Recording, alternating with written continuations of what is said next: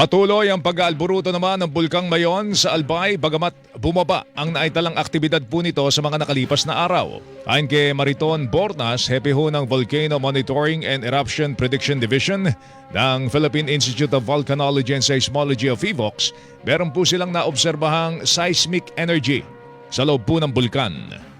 Ito po ay dahil meron po tayong pagtaas ng seismic energy release ng bulkan, bagamat wala po tayong significant volcanic earthquake na natatala, ngunit meron po tayong tinatawag na background tremor, no? Na nare-record sa ilang stasyon po ng mayang volcano. Ang tremor po, ito po ay isang patuloy na pag-uga ng bulkan. Mahina lamang po ang nare-record natin sa Mayon volcano, ngunit typically po kasi ang tremor, ito po ay isang indikasyon ng pagkilos ng volcanic fluid. Dahil dito muling pinalalahanan ng PHIVOLCS ang publiko iwasan ang pagpasok sa 6-kilometer permanent danger zone.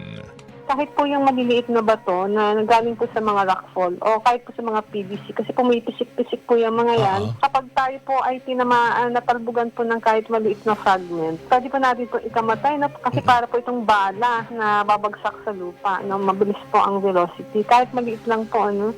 Tinig po ni Mariton Bornas, hepe ng Volcano Monitoring and Eruption Prediction Division ng PHIVOLCS. Samantala, kaninang alas 12 po ng hating gabi ay nakapagtala ng panibagong pyroclastic density current o uson sa Bulkang Mayon.